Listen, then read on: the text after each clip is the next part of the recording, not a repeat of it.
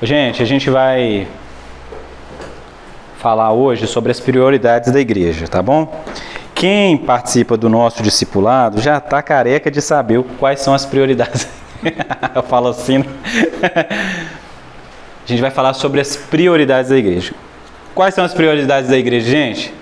Adoração, discipulado e missão. É muito importante a gente falar sobre essas coisas. Por quê? Porque está aí nosso propósito, entendeu? Está aí aquilo que a gente deve fazer, né? Enfim, falar sobre isso é importante para a missão 1618, está lá na base do nosso discipulado, né? Antes de você ler o Evangelho de João, capítulo 4, a gente vai ler ali a partir dos versículos 19, enfim, diante. Mas vai abrindo aí, eu quero que você tenha em mente aí dois capítulos de Gênesis, capítulo 1 e o capítulo 2. O capítulo 1 e o capítulo 2 de Gênesis mostra Deus criando, o Deus Criador. Deus cria céus e terra, Deus cria vegetação, planeta, firmamento, estrelas, astros. Deus cria animais, animais da terra, animais da água, Deus cria. Se não bastasse, Deus também cria a humanidade. Deus também cria um jardim no meio do planeta e coloca a humanidade no jardim, para que a humanidade pudesse guardar o jardim, cultivar o jardim. E aí a gente tem um ponto, por exemplo, de Gênesis capítulo 1, versículo 26, 27, 28 em diante, onde Deus, criando a humanidade, Ele não só cria a humanidade, mas Ele compartilha características semelhantes a Ele, à humanidade. Capacidade de amar, capacidade de criar também, uma certa capacidade de cultivar seria o quê? Transformar a terra, o que é isso? Então Deus compartilha com a humanidade características semelhantes a Ele mesmo. O homem é criado não de qualquer maneira, mas a imagem e a semelhança de quem Deus é, com capacidades de ser aqui na terra aquilo que Deus é na eternidade. Pensa sobre isso. O Gênesis 1 e 2 é perfeito, o mundo é perfeito, o universo, tudo funciona perfeitamente. A relação, por exemplo, né, a gente fala que o homem vive em 3 esferas de relacionamento. Uma esfera de relacionamento com Deus, uma esfera de relacionamento consigo mesmo e com o próximo, ok? E a terceira esfera de relacionamento é com o mundo criado. O que o pecado faz?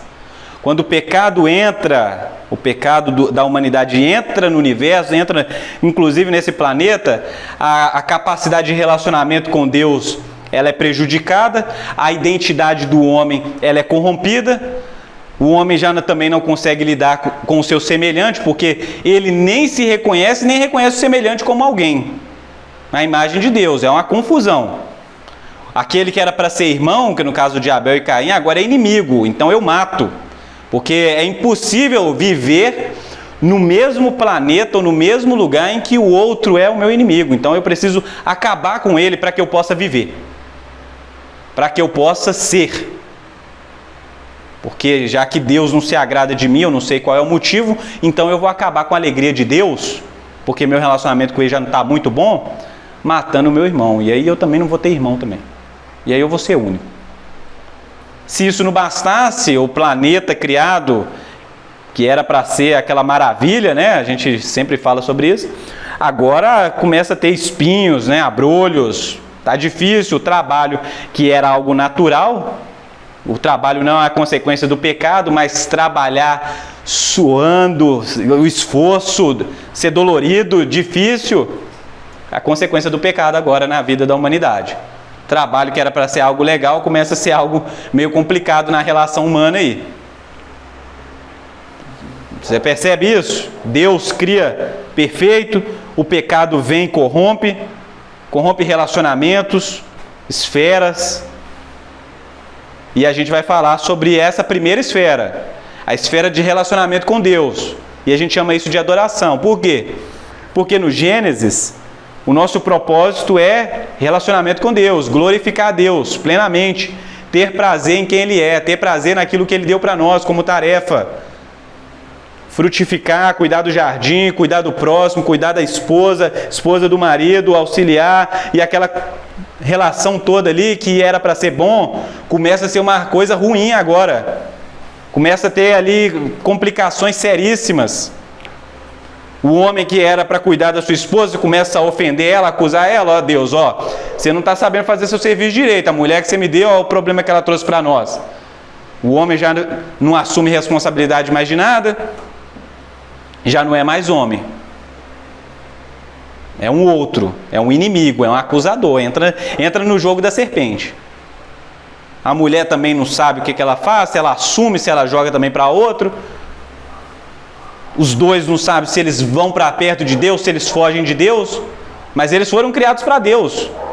Para que fugir do seu Criador? Fez alguma coisa errada, o pecado. Então você está vendo que Deus cria tudo perfeitamente, o pecado corrompe isso. Por exemplo, o jardim, que era um lugar que era para o homem cultivar, viver, desfrutar, ter alegria, felicidade, prazeres, plenitude, já não tem mais jardim, o homem é expulso do jardim, começa a perambular por cidades. A cidade não é mal, mas as pessoas que vivem nas cidades estão corrompidas. Por exemplo, Sodoma e Gomorra. Por exemplo, Babilônia, a Babel. A cidade começa então a ser a imagem e semelhança dos seus habitantes. Certo? Babilônia é o quê? É a imagem e semelhança do povo que vive ali. Então o ambiente também se tornou um problema. Porque agora a gente está brigando por terra. Agora a gente está brigando por aquilo que era de graça, e era para cultivar, e era para ter para todo mundo, mas agora tem essa desigualdade. Se a gente fosse olhar para a nossa vida hoje, piorou. Porque a gente produz comida para não sei quantos bilhões de pessoas. Era para sobrar comida no planeta. Mas a gente tem mais da metade do planeta sem acesso pleno à comida. Então, tá vendo os problemas? Riqueza, por exemplo. Questão de riqueza e pobreza. Então aqui você se considera pobre, né? Mas uma pesquisa aí antiga dizia que se você tem uma moto que custa 8 mil reais, que moto que custa 8 mil reais? Não custa isso. Mas se você tem 8 mil reais, você já é mais rico do que metade da população mundial. Mas você que tem mais de 8 mil reais, junta seu celular, a sua roupa que você está hoje, quanto que você gastou no mês passado, você vai ver que você é mais rico que metade da população do mundo. Mas a gente ainda se sente pobre. E a gente ainda está sofrendo para pagar ali 7 contos na gasolina. Mas que é isso, gente? O planeta está aí, tem abundância de todas as coisas. Aí você fala, o problema não é o planeta, é quem governa o planeta. É, mas não é simplesmente quem governa o planeta, é que tem um problema aí que é o pecado. Que por Adão entrou o quê? O pecado no mundo. Mas a gente sabe o quê? Que pelo Evangelho, Deus proporcionou um caminho de volta para o Éden. O nosso Éden agora não é mais Éden, é Nova Jerusalém. Lembra, gente? Apocalipse, Nova Jerusalém. Olha que loucura. Um dia a gente vai conversar sobre escatologia, mas não é hoje. A mulher samaritana, que é o texto que a gente vai ler aqui, estava vivendo um conflito de onde eu recupero essa relação com Deus, onde eu tenho um relacionamento com Deus. Porque o Adão tinha isso, hein? E Deus, ele no passado, por exemplo, em Moisés, Deus fala com Moisés, ó, eu vou recuperar relacionamento com vocês, só que vai ser do meu jeito. Tá aqui as minhas leis, vou ser adorado, vou ter comunhão, é no lugar, e Deus escolhe um lugar, uma forma, uma maneira, um tabernáculo, só que o tabernáculo não vai ser fixo, beleza, gente? Mas anota aí, galera. Ele vai ter tantos metros de uma ponta a outra de largura, ele vai ter isso aqui. Aí não esquece que o véu vai usar esse tipo de pano. Eu vou precisar de trabalhadores, vai ser da tribo de Levi, a gente vai chamar isso de sacerdote. Dentre os sacerdotes a gente vai ter um específico, esse um específico é quem oferece o sacrifício que eu quero mesmo, que é o perdão de pecados, é o dia lá do perdão. Ah, mas não esquece que vai ter 2 animais, ok? Vai ter a Arca da Aliança, vai ter altar do sacrifício, a roupa do sacerdote vai ter esse detalhe, não esquece, está anotando? Você está anotando? Porque é isso que Deus está falando. Que Ele quer se relacionar com as pessoas, mas tem que ser do jeito dele. Está entendendo? Olha só. Por quê? Porque não é você que constrói um caminho para Deus, é Deus que constrói um caminho. E Deus construiu um caminho no Antigo Testamento. Moisés é o líder que vai ali falando, né, orientando. Chega num ponto, por exemplo, que o povo fala com Moisés: fala tu.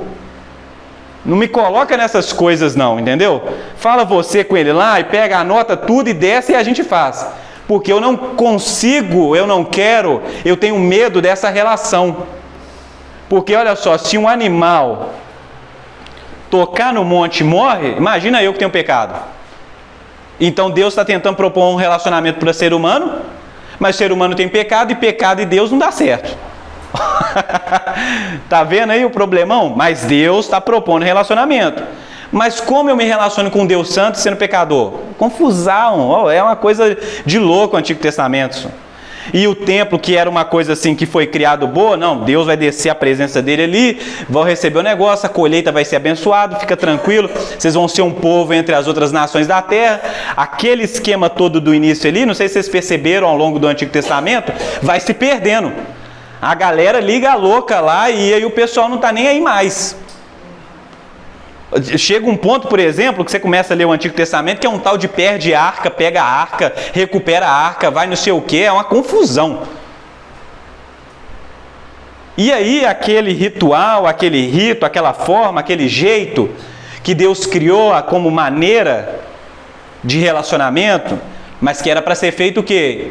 Em um coração, hein, gente? Ó, vocês vão me amar o quê? Com todo o teu coração, com todo o entendimento, com toda a tua força. Tinha uma forma, mas era para ser feito o quê? Com coração, com entendimento, com amor. Aquilo que era para ser feito dessa maneira começa então a perder o quê? Sentido. E aí as pessoas começam a fazer, mas e o coração? Já está longe. Já foi. Já está em outra. Não entendeu, é por isso que o Jeremias vai dizer, né? Não o Jeremias Pereira. Ninguém entendeu. O profeta. o profeta. O profeta, no que Deus está fazendo adiante, vai trocar o coração. Esse coração seu aí não vai dar certo, não. O coração de pedra não vai dar certo. Entendeu? Deus faz aliança com Abraão, com Isaac, Jacó, renova a aliança, tem templo, tem aquela coisa toda, perde a arca, Deus está preparando uma coisa lá no futuro, mas com esse coração não vai dar. Entendeu? Por quê? Porque parece que o Adão e a Eva foram o coração lá no Éden, entendeu? Eles perderam o coração. E Deus está querendo o quê? Novo coração. Entendeu? Eles perderam a vida lá e Deus está pretendendo o quê? Nova vida. Você está entendendo?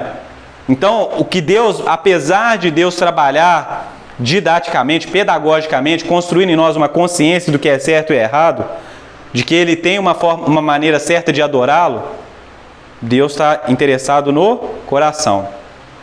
Então, a forma tem algum problema na forma? Não tem problema na forma, não. O problema está onde? No coração. Então, não adianta a gente só criticar a parede preta, não, viu, gente? Porque o problema não está na parede preta, está no quê? No coração escuro, entendeu? Então, esse negócio de forma, de ter cruz, de ter imagem aqui, são elementos pedagógicos, entendeu? Mas o objetivo é o quê? Coração. Tá entendendo? Essa é a questão. Abre sua Bíblia aí, Evangelho de João, capítulo 4, ao versículo 19. Diz assim: E a mulher disse: Senhor, vejo que és profeta. Nossos pais adoraram neste monte, e vós dizeis que Jerusalém é o lugar onde se deve adorar. Então Jesus lhe disse: mulher, crê em mim, a hora vem em que nem neste monte e nem em Jerusalém adorareis ao Pai.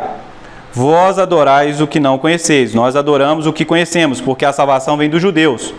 Mas virá a hora, e de fato já chegou, em que os verdadeiros adoradores adorarão ao Pai no Espírito e em verdade, porque são esses os adoradores que o Pai procura. Deus é Espírito e é necessário que os que o adoram, adorem em Espírito e em verdade. E a mulher respondeu: eu sei que o Messias, que se chama o Cristo, vem. Quando ele vier, nos anunciará todas as coisas. E Jesus lhe disse: sou eu o que está falando contigo. Então, olha esse versículo aí, gente. Versículo 23. Mas virá a hora, e de fato já chegou, em que os verdadeiros adoradores adorarão ao Pai em espírito, no espírito e em verdade, porque são esses os adoradores que o Pai procura. Versículo 24, a gente vai trabalhar em cima dele hoje. Deus é espírito, e é necessário que os que o adorem no espírito e em verdade. Está aparecendo aqui, né? Adorem no espírito. No espírito. Grava isso aí. Posso colocar aqui, Angélica? Beleza.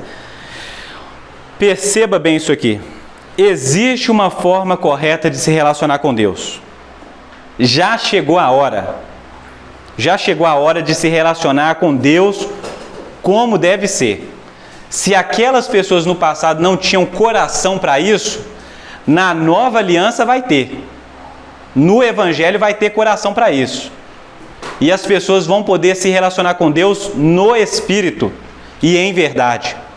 Existe uma verdade, uma verdadeira adoração, uma adoração ortodoxa, que faz sentido, que tem princípios, que tem palavra de Deus como orientadora.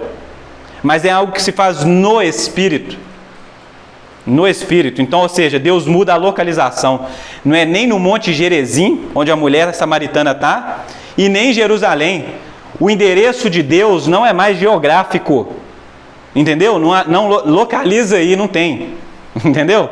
Não tem GPS que pega isso. Por quê? Porque o endereço de Deus é o quê? No Espírito. A adoração é no Espírito. Mudou. A gente mudou daqui para lá, para o eterno. A adoração é feita no eterno. E eu sei que isso parece muito confuso, principalmente nós que viemos aí de tradições teológicas que interpretavam esse versículo aqui bem estranho, bem esquisito. Mas eu acho que hoje vai ficar claro para nós que a adoração verdadeira é feita no Espírito, ou em Espírito. Ou seja, Deus é Espírito. Onde nós adoramos Deus? Em Deus. Como isso é possível? Pergunta. Como é possível adorar Deus em Deus? Como é possível? Olha a confusão, hein? Como é possível? A gente precisa que alguém constrói para a gente um caminho. Eu não consigo chegar lá. Por quê? Porque está longe. Está entendendo? Ele tinha que descer ali no templo, na arca. E se ele não descer aqui, como é que eu chego lá? Já parou para pensar nisso? Então, como que nós vamos chegar lá? Como que a gente vai acessar o eterno? Como que a gente vai acessar os céus do Senhor? Como que a gente vai acessar os céus? Não tem jeito. Você não vai conseguir construir uma escada até o céu. Está entendendo? Nosso culto não constrói uma estrada até o céu. Não desiste. Animais... Nada, você não vai conseguir fazer isso. Por quê? Porque o que Deus está procurando é outra coisa. O que Ele está buscando é outra coisa. E já chegou o tempo dessa coisa ser revelada. Que agora os adoradores adoram no Espírito. Ou seja, Deus tem que nos colocar lá, tem que nos transportar para lá. E aí a gente já sabe, pelo Evangelho, que eu sei que todo mundo aqui é crente, que é Jesus o nosso caminho para Deus. Que é Jesus que nos coloca lá. Talvez é por isso que Jesus fala, né? Evangelho de João 13, 14, 15 ali, ó. Eu vou para o Pai. Quando eu for, eu vou enviar o quê? O Consolador. E onde Ele estiver, nós também vamos estar com Ele. E se vocês estão com Ele, vocês também estão comigo. Porque eu estou o quê? No Pai. Olha só que confusão. Então é um tal de... Ele vem para cá e vem habitar dentro de nós e a gente vai habitar dentro de Deus. A gente vai estar nesse lugar, esse lugar de comunhão, de proximidade. Entendeu? Então, por exemplo, quando você crê no Evangelho, quando você nasce de novo, porque o que Jesus fala com Nicodemos não é isso? É necessário, Nicodemos, para ver o reino de Deus, que você nasça de novo.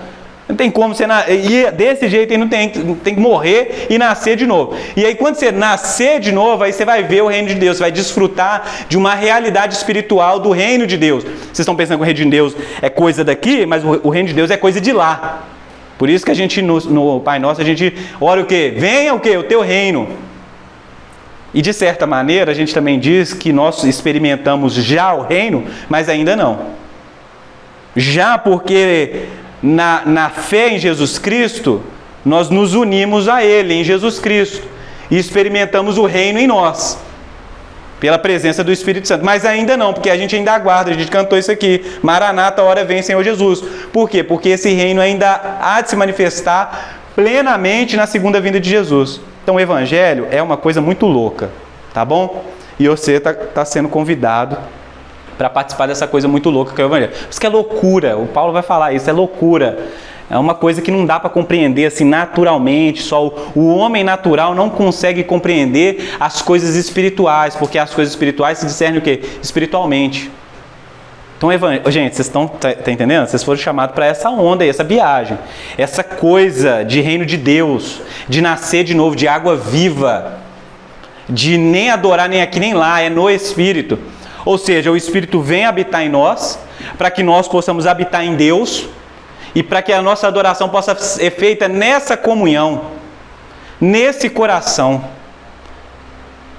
nessa verdade, de que não somos nós que construímos um caminho para Deus, mas é Deus que constrói esse caminho para nós.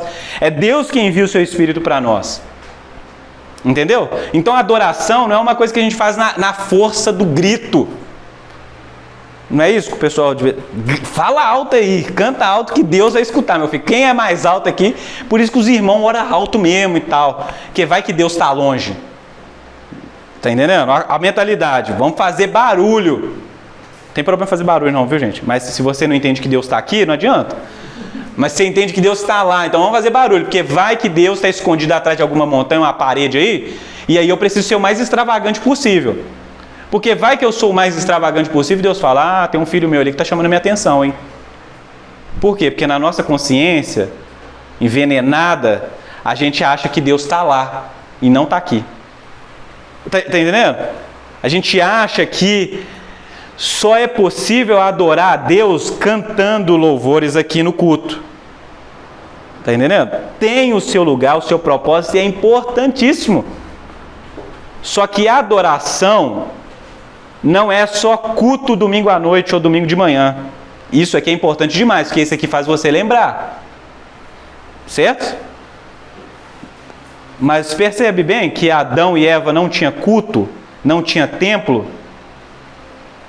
não tinha tabernáculo, não tinha arca da aliança. Como que era a adoração deles? Na vida. A adoração consciente. Fui criado à imagem e semelhança de Deus.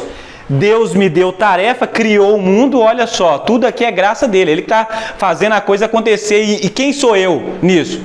Eu sou esse ser humano criado à sua imagem e semelhança, obediente aos seus propósitos nessa terra. Vou cultivar, vou dar nome a animais, vou cuidar da minha esposa, vou multiplicar. Assim eu então adoro a Deus. A consciência de adoração deles, antes do pecado, é de que viver é adorar. Viver, adorar, glorificar a Deus, ter comunhão com Deus, é a mesma coisa. A gente que criou esse negócio de que aqui a gente adora e segunda-feira não. Precisa esperar uma semana para adorar de novo. Então o que Deus está restaurando em nós no Evangelho? Essa condição de que nós podemos adorar a Deus o quê? No Espírito, ou seja, não é geograficamente. Então se não é geograficamente pode ser o quê? O tempo todo. O tempo todo a consciência de quê? De adoração. A palavra adoração, por exemplo, né, no que está sendo usado aqui, no original aqui, um dos significados é isso. Eu vou beijar a mão de um superior, eu vou honrá-lo, eu vou reconhecer a autoridade dele, eu reconheço que ele é sublime, que ele é grande, eu me prostro, eu me ajoelho, eu sei que ele é maior, eu sei que eu dependo dele, eu suplico, é uma pessoa que suplica. Então eu suplico, porque eu sei que tudo depende dele. Imagina um servo, por exemplo. Um servo sabe que tudo depende do seu senhor. Então eu só faço, ou eu só tenho sinal verde onde o meu senhor me dá sinal verde. Adoração. Adoração. Então nós temos essa consciência agora de que tudo que nós fazemos, somos, sentimos, produzimos, trabalho, comida, criar filho, casar, o que mais? Lazer, viajar, andar de bicicleta, o que for, tem que ser feito nessa consciência o quê? De adoração. Aí, gente, aí a gente mudou nossa ficha, aí avivamento, aí Jesus voltou. Porque o dia que a gente começar a viver na consciência da adoração, e a gente começar a tirar essas coisas que fazem a gente entender, não, Deus está longe, isso aqui não tem, meu trabalho não tem valor, isso aqui é mundano, vou empurrando para cá. Aí você vai vivendo essa vida aí segregada, e quando Deus te chama para viver uma vida o quê? Integral.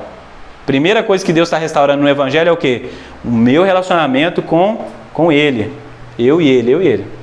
Certo? Nos próximos a gente vai falar do nosso relacionamento com o outro, consigo mesmo, depois com o mundo. Mas percebe bem, no Evangelho Deus está nos convidando o quê? Para comunhão, adoração, para intimidade. Que é feito o quê? Em espírito e em verdade. Na consciência da verdade, na consciência no Espírito, pelo poder do Espírito Santo. E aí a gente vai pegar o ponto aqui, ó. Nós achávamos antigamente que o poder do Espírito Santo era só para a gente falar em línguas e sair rodando. Eu, por exemplo, que aí eu já fui um nível além. Vou mexer do poder do Espírito Santo aqui agora, nesse culto, nessa conferência, seja o que for, porque daqui a pouco vou ter que evangelizar e eu tenho que... Mas a gente não busca o poder do Espírito Santo para trabalhar, para estudar, para criar um filho. Você acha que você não precisa do poder do Espírito Santo para criar um ser humano? Então a gente deveria buscar se encher do Espírito Santo, né? Se encher do Espírito Santo não é só para uma coisa, falar em línguas, rodar, evangelizar. É constante na vida do cristão, porque sem o Espírito Santo, sem o poder, sem essa capacidade que o Espírito Santo dá, nem a adoração vai rolar. Amém, gente? Então olha só o que Deus está fazendo aqui no Evangelho. Ele está quebrando essas barreiras, destruindo esses muros, resolvendo nosso problema com o pecado. Se o pecado era um problema para nós, agora eis o Cordeiro de Deus que tira o pecado do mundo. Já não tem mais pecado. A adoração que muitas vezes no Antigo Testamento era feito por medo, que a adoração, sério, me pega essa palavra adoração, muitas vezes ela vai aparecer como sacrifício. Porque a adoração era isso, eu mato um animal para eu não morrer. Tá? Deus não derramar a ira dele. Isso é adoração no Antigo Testamento. Tá bom? Adoração não era outra coisa não. Era isso mesmo. Era oferecer o animal lá. Se deu tudo certo, isso aí foi uma adoração aceita. Se não deu, meu amigo, o negócio vai ficar feio daqui a pouco, hein? Mas agora não tem mais pecado. Então a adoração não é mais adoração motivada pela culpa. Mas é motivada pelo quê, gente? Pela gratidão. Olha só a chave virando no nosso coração aí, ó. Que a gente não adora a Deus mais para que Ele não venha nos punir se a gente não adorar. Não é essa a questão, não para com isso. Ofertar na igreja, servir na igreja, ser uma pessoa honesta, moralmente correta, não deve ser por medo. Cristão não tem mais isso, quem tem que ter isso é o pessoal do mundo aí. Por quê? Porque o nosso problema com o pecado e com a ira de Deus foi resolvido na cruz. Então tudo que nós fazemos é na consciência dessa graça que não foi nos alcançada. Pelo poder do Espírito Santo é que fazemos. E aí mudou tudo. Mudou tudo. Quer dizer então que eu não tenho que botar medo nas pessoas, não? Para as pessoas virem para a igreja? É um tanto de demônio, você está doido? Eu quero gente que tenha consciência da graça de Deus. Porque não tem coisa pior do que gente que faz coisa por medo de ser retalhado. Gente com medo, gente com segundas intenções. Melhor é gente grata. Melhor é gente grata. Sua mãe deve ter feito isso com você alguma vez, né? Você está lavando isso aí de obrigação, só pode. Vai lavar uma vasilha lá do almoço lá, aí, lava com delícia, senão você vai... Chinela vai cantar, hein? Aí você lava lá chorando e tal, que serviço mal feito. É diferente se você está grato. É diferente se você entende. Você não está sendo movido por desejos de medo ou egoístas. Mas é gratidão, não tem coisa melhor do que você receber uma boa notícia e depois você vai fazer alguma coisa motivado por essa boa notícia. Está entendendo? É ou não é? A Angélica vai sentar aqui no tecladinho aqui, ó. Aí ela vai cantar lá no quarto dela, lá, cantar. É diferente você fazer uma canção com medo, tocar com medo, e outra coisa é você tocar na segurança de graça. Segurança de que Jesus Cristo providenciou um caminho dessa relação entre Deus e nós. Antes, sobre a ira de Deus, pecadores, aquela coisa pesada, hein? Mortos os nossos delitos e pecados. Mas agora não, agora é o perdoado, é o adotado, é o quem eu amo. Então aí a gente mudou aí a nossa relação. Uma igreja, por isso que eu falo, por que é uma prioridade da igreja? Porque a igreja deve trazer essa questão da relação com Deus, da maneira correta. A gente não tem que evangelizar os outros botando terror na galera. É uma parte do evangelho, com certeza. Mas a pessoa não deve permanecer. Se você sair da igreja, olha só, hein? Fica esperto, hein? Você não sabe o que pode te acontecer se você virar esquina. Que isso, gente? Nós temos que ter essa consciência da graça de Deus. De que Deus, em Cristo Jesus, nos providenciou um caminho, construiu um caminho seguro. E que pelo poder do Espírito Santo nós pisamos seguros nessa relação. Nossa adoração é a adoração verdadeira. Nós abrimos a Bíblia na consciência de adoração. Nós trabalhamos na consciência de adoração. Nós estudamos para um concurso público na faculdade nessa consciência. Eu sei, gente, que não parece tão fácil assim, mas ore a Deus e peça para que seja assim. Porque não é possível que você vai viver assim, nessa tensão. Faça as coisas na consciência da graça de Deus, na consciência de um verdadeiro adorador, porque são esses adoradores a qual o Pai procura. Aqueles que adorem em espírito e em verdade. No espírito e em verdade, é no espírito, em Deus, em Deus. Nossa adoração é feita em Deus. Se nós compreendermos isso, e para que serve o culto? Vou te explicar aqui agora para que serve o culto. O culto é o momento que você senta aqui ou se levanta e alguém está dizendo para você, pela palavra de Deus e o poder do Espírito Santo, como você deve ser. Então você vai experimentando algo aqui para que você possa reproduzir no resto da sua semana. Está entendendo? Alguém lê a Bíblia aqui para você, te explica o Evangelho, mas você tem a obrigação de pregar para você mesmo. Você tem uma injeção aqui de ânimo, incentivo. Mas aí você volta para sua casa e fala, tem que ter microcultos na minha rotina. Certo? Preciso também ter cultos. Leitura, oração, canção, salmodiar. Está entendendo? Imagina se você começa a fazer isso na sua vida. O que acontece? Então, gente, por isso que eu falei. Tem importância cada momento aqui. Porque isso aqui te lembra de quem você deve ser o quê? O tempo todo. Porque quando você está aqui cantando, você fala, não, é bom demais.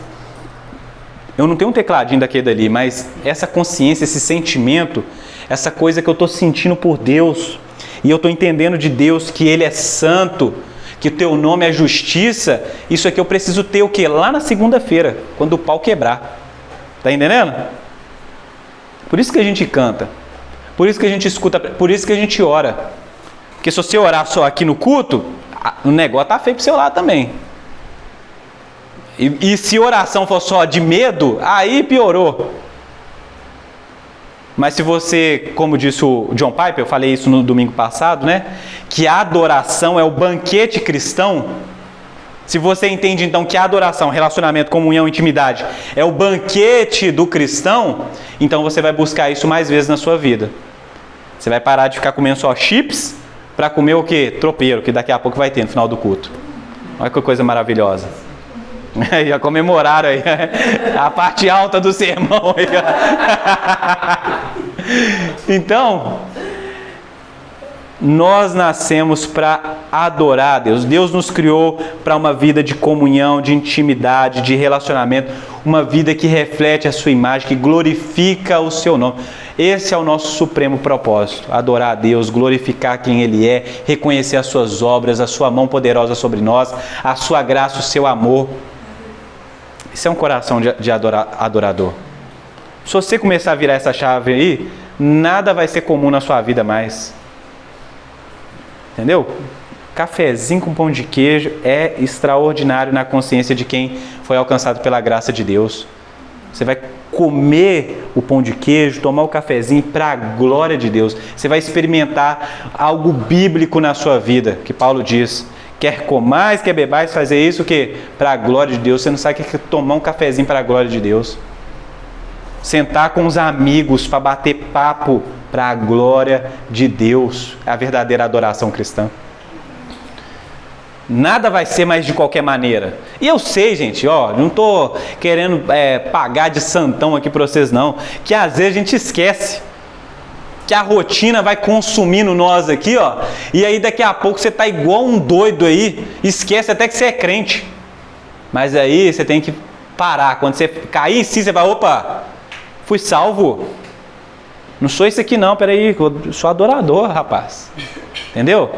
Nasci para a glória de Deus. Eu não sou isso aqui, não sou essa máquina, essa coisa doida aqui não. Ninguém vai tirar essa identidade de mim não. Eu vou viver para a glória de Deus, eu vou viver para Ele. Tudo que eu tenho é para Ele e eu tenho prazer em ter essa vida. Certo, gente? O Evangelho, ele está assim, Então, toda vez que você vem aqui no culto, a gente lembra você disso. E eu sou lembrado, você se lembra também, para a gente, correr nossa semana.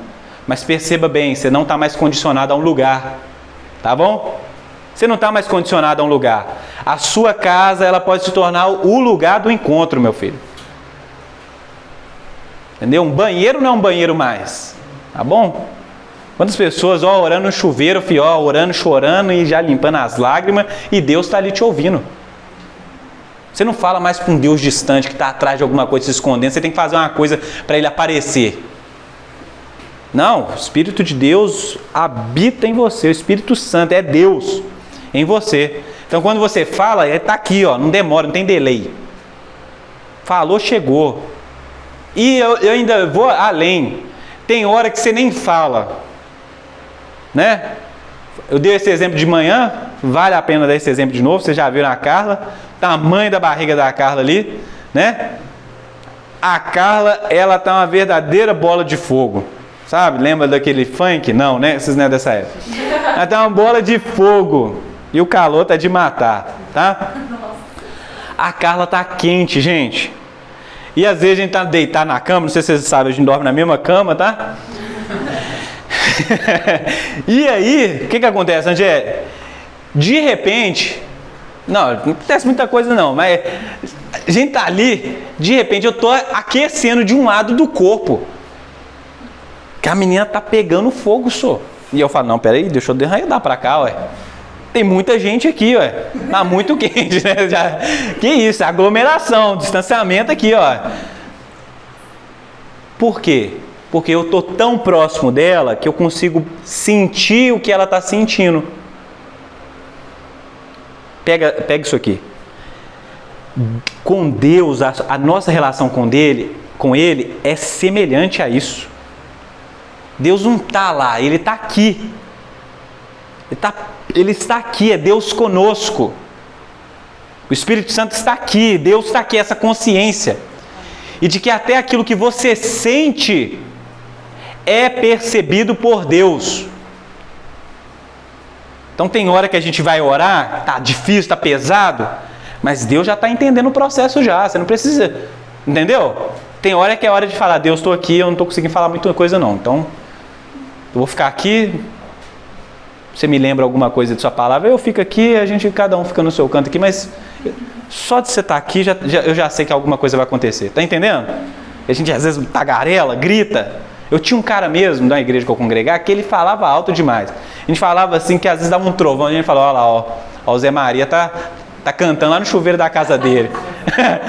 É muito alto, velho. Ele falava altaço assim, era um mó trovão. Não, às vezes você não precisa fazer isso, às vezes na cama ali, quantas orações em silêncio já foram respondidas? Oração sussurrando ali. Até para orar nós precisamos o quê? Do Espírito Santo. Porque quem intercede por nós, quem sabe como orar?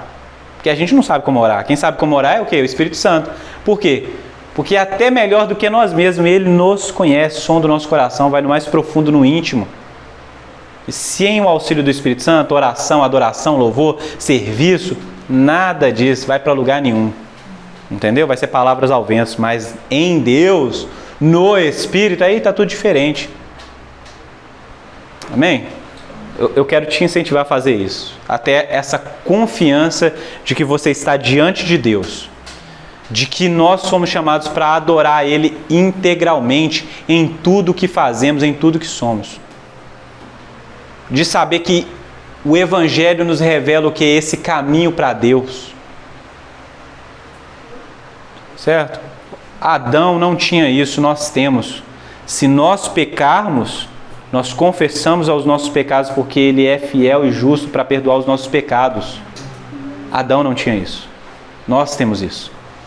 Pequei, você é expulso do Éden, não tem jeito mais. Gente, mais uma vez eu vou falar isso aqui para vocês aqui, tá bom? Falei isso aqui de manhã. Se você foi verdadeiramente salvo, descansa seu coração. Deus vai fazer a obra na sua vida, Ele vai converter seu coração completamente. Você vai amar Ele mais do que tudo nessa vida. Você descansa. Você não vai se perder, não. Você não vai perder sua salvação, não. Por quê? Porque o Espírito Santo não é demônio. Não é espírito maligno que possui as pessoas e sai da pessoa. Não, é Espírito Santo, é Deus. E Deus sabe o que Ele faz. Você não sabe, mas Deus sabe. Se Ele decidiu te habitar, Ele não vai, acabou. É definitivo. Por isso que o Espírito Santo é o que? É o selo. É o selo. É o selo. Entendeu? Não é demônio que vai entrar e sair, aí eu pequei, saiu. Não que isso, não tem isso. Você pecou, terrível pecado, Deus odeia o pecado, mas na cruz existe perdão de pecados para você. Amém?